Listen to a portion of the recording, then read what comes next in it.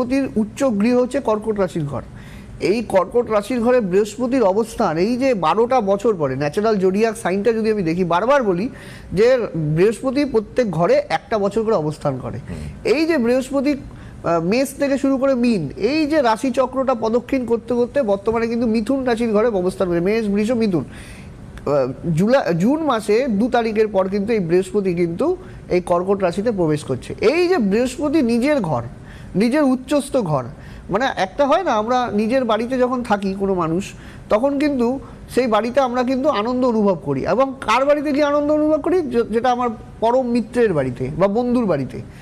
তেমনই বৃহস্পতি সেই ঘরে, কর্কট রাশির ঘরে অবস্থান মানে চন্দ্রের ঘর, জলরাশির ঘর।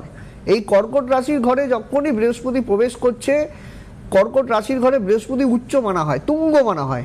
বৃহস্পতি তুঙ্গ থাকলে কি হয়? বৃহস্পতি তুঙ্গ থাকলে আধ্যাত্মিক প্রবণ হয়, কলেজের একটা প্রফেসর বা জ্ঞানমূলক বৃত্তিমূলক কোনো কাজ। বৃহস্পতি মানে একটা আর্থিকভাবেও কিন্তু মানুষকে স্টেবিলিটি দেয়, মানে একটা মানুষের যে স্টেবল লাইফটা, হঠাৎ করে একটা মানুষের জীবন দেখা যাচ্ছে আপ অ্যান্ড ডাউনস, কিন্তু বৃহস্পতি একটা গতানুগতিক ধারাবাহিক কিন্তু তার জীবনটা চলে। এই বৃহস্পতি যে কর্কট রাশিতে অবস্থান করছে, এটা কিন্তু কর্কট রাশির জন্য নয়, সমগ্র বিশ্ব সংসারের ক্ষেত্রে কিন্তু মানে অবস্থানটা কিন্তু ভালো বৃহস্পতির নিরিখে। কারণ বর্তমানে আমরা সকলেই জানি যে মীন রাশির ঘরে শনি অবস্থান করছে, হ্যাঁ, এবং শনি কিন্তু মীন রাশিতে বহুদিন থেকে অবস্থান করছে।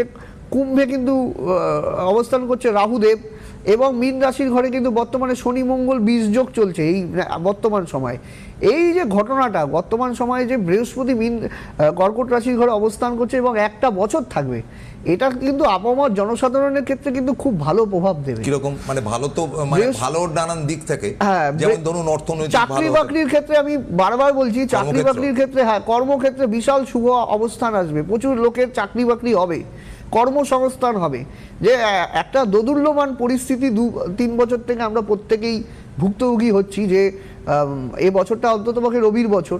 হ্যাঁ, এই বছর সম্বন্ধে অনেক প্রেডিকশান আমি করে গেছি, যারা বিগত অনুষ্ঠান দেখেছেন তারা জানেন। তো ঘটনাটা হচ্ছে যে বৃহস্পতি এই তৎপরিপ্রেক্ষিতে যখন বৃহস্পতি কর্কট রাশিতে অবস্থান করছে, এই সময়টাই কিন্তু আর্থিক শ্রীবৃদ্ধির পাশাপাশি মানুষের জীবনে কিন্তু কর্ম উন্নতি হবে। এবং যারা বিদেশে যাওয়ার জন্য চেষ্টা করছেন, সেখানে কিন্তু একটা খুব শুভ হবে। বিশেষ করে কর্কট রাশির ক্ষেত্রে শুভ যাবে, মিথুন রাশির কর্কট রাশি দুটোই শুভ যাবে, মীন রাশির ক্ষেত্রে কিন্তু অনেকাংশে শুভ যাবে, বৃশ্চিক রাশির ক্ষেত্রে শুভ যাবে, তুলা রাশির ক্ষেত্রে শুভ যাবে, মকর রাশির ক্ষেত্রে শুভ যাবে। এই কয়টা রাশি লগ্নের জাতক জাতিকাদের জীবনে বিশেষ করে কিন্তু খুব মানে আর্থিক প্রগতির সাথে সাথে চাকরি বাকরি, বিদেশ যাত্রা এবং দেখা যাবে যে আধ্যাত্মিক উন্নতি, এই সমস্ত বিষয় কিন্তু ইন্ডিকেট করবে এবং একটা স্থিতিশীল পরিস্থিতি আসবে। অন্যদিকে আমি বলেছি যে এই বছরটা রবির বছর, প্রচণ্ড তীব্র দাবদাহ আসবে, রাজনৈতিক হানাহানি, সংঘর্ষ, এগুলো নিয়ে আমি অনেক প্রেডিকশন করে গেছি, আপনারা বিগত অনুষ্ঠানে দেখবেন, অনেক ফলাফল সম্বন্ধে আমি বলে গেছি। তো ঘটনাটা হচ্ছে এই বছরটা এই যে বৃহস্পতির অবস্থান কালে কিন্তু একটা কর্মক্ষেত্রের দিক থেকে কিন্তু আমি শুভ ইন্ডিকেট পাচ্ছি। অনেক লোকের কিন্তু চাকরি হবে। আপনি বলে ইনস্ট্যান্ট চাকরি হবে না, কিন্তু ধীরে ধীরে। জ্যোতিষটা হচ্ছে এমন একটা জিনিস, হ্যাঁ, মানে গ্রহ যখনই প্রবেশ করবে তার একটা সুফল আসবে। আমরা যদি একটা কোনো জায়গায় ইন্টারভিউ দিতে যাই বা একটা চাকরির পরীক্ষা হলো, সেটা রেজাল্ট আসতে তো 6 মাস 7 মাস 1 বছর সময় লাগে, কিন্তু এখান থেকে শুরুটা এখান থেকে একটা ইম্প্যাক্ট, মানে শুভ সূচনা যেটা বলা হয়। একটা বাড়ির যদি ভিত্তি প্রস্তর যখন আমরা করি, ভিত পুজো করি, সেই দিন তো আর বাড়িটা হয়ে যায় না, বাড়িটা হতে তো সময় লাগে। বাড়িটা হতে আমরা ভিত পুজো করার দিনই তো একটা বাড়ি হয়ে যায় না, কিন্তু ভিত পুজো মানে সেই বাড়িটা তৈরির পথে যাচ্ছে, সেই বাড়িটা তৈরির একটা সোপান তৈরি হচ্ছে। তো সেরকমই একটা মানুষের জীবনে মানে একটা বিশেষ করে কর্কট রাশি, বিশেষ করে মিথুন রাশি, যাদের কর্মক্ষেত্রে প্রচণ্ড সমস্যা, এই রকম রাশি লগ্নের জাতক জাতিকার ক্ষেত্রে কিন্তু খুব শুভ। এবং আরেকটা কথা আমি বলি, যাদের হরস্কোপে গুরুচণ্ডালিকা দোষ আছে, এবার আবার একটু ভিন্ন প্রসঙ্গে আসি। যদি দেখা গেল যে কারো হরস্কোপের মধ্যে গুরুচণ্ডালিকা দোষ আছে, কারো হরস্কোপে বৃহস্পতি কেতু যুক্ত, বৃহস্পতি রাহু যুক্ত, বৃহস্পতি বুধ দ্বারা ধনরাশ যোগ আছে, সেক্ষেত্রে কিন্তু সর্বশুভ কিন্তু হবে না।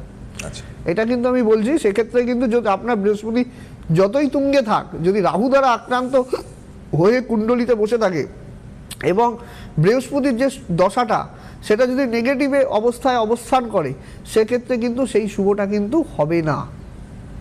এটাই হচ্ছে ব্যাপার। তো আপনি যেটা বললেন ফান্ডামেন্টালি চাকরির কথা বললেন, হ্যাঁ ধরুন সরকারি চাকরির গ্যারেন্টি তো আমরা কেউ দিতে পারি না, না। কিন্তু কথাটা হলো যে একটা প্রসেস শুরু হবে, আপনি বলছেন প্রচুর প্রসেস শুরু হবে। ধরুন আমি একটা জমি দেখে এলাম, হ্যাঁ সে আপনার কথা অনুযায়ী যে জমিটার আমি বাড়ি করব বা ফ্যাক্টরি করব বা যা খুশি করবো, বাগান করতে পারি, কিন্তু দেখে আসার পর আমি বায়নাটা দিই, বায়নাটা শুরু হচ্ছে আর কি, এইটা আপনি বলতে চাইছেন? হ্যাঁ, বায়নাটা শুরু হচ্ছে শুভ সূচনা। মানে অনেক সময় দেখা যায় যে অনেক কাজে আমরা হাত দিই, সেই কাজটা হয় না।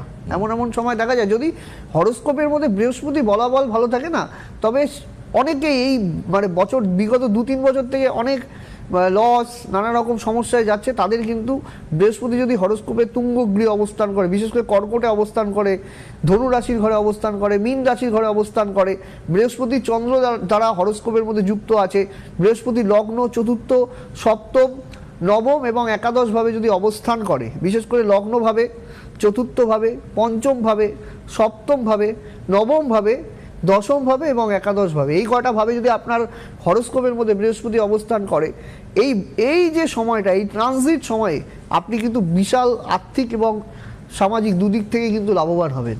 সামাজিক মর্যাদা, আমি বলে গেছি অনেক অখ্যাত ব্যক্তি কিন্তু এবছর বিখ্যাত হবে।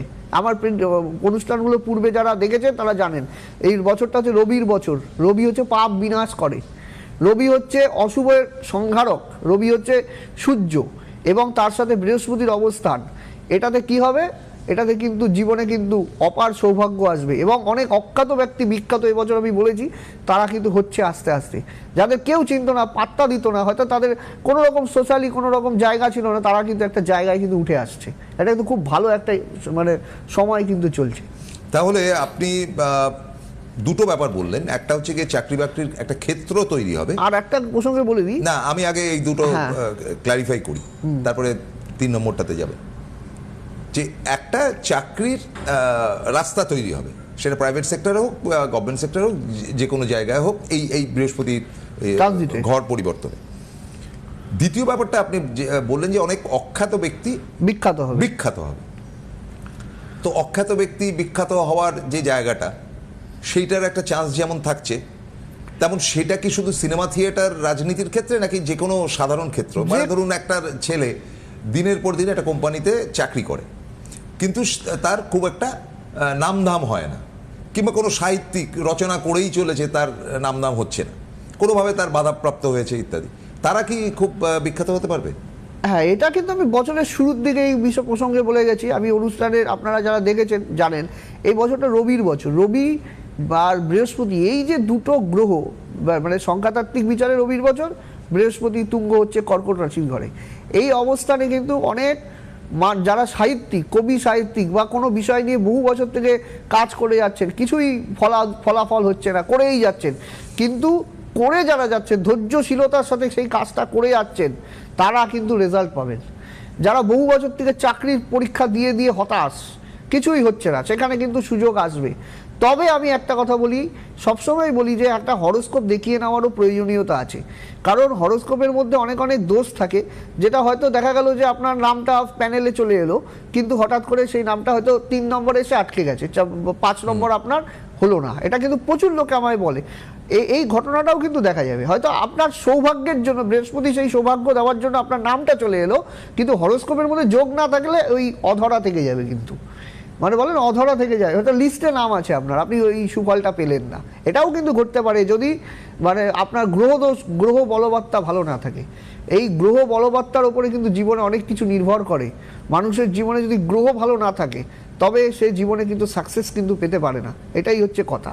এবং আরেকটা কথা বলি, এবছর কিন্তু বিয়েরও ক্ষেত্রেও মানে বিবাহের ক্ষেত্রেও অনেক রাশির ক্ষেত্রে যেই সমস্ত রাশি বললাম, মিথুন রাশি, কর্কট রাশি, তুলা রাশি, বৃশ্চিক রাশি, মকর রাশি, মীন রাশি, মেষ রাশি এবং বৃষ রাশি, এই সমস্ত রাশি লগ্নের জাতক জাতিকাদের ক্ষেত্রে কিন্তু বিবাহের কিন্তু একটা শুভ যোগ কিন্তু তৈরি হচ্ছে এবং বিবাহের ক্ষেত্রে কিন্তু একটা সুফল কিন্তু পাবেন। কিন্তু দেখা যাচ্ছে যে কুষ্টিতে মাঙ্গলিক দোষ আছে, তবে কিন্তু সেই সুযোগটা কিন্তু আসবে না।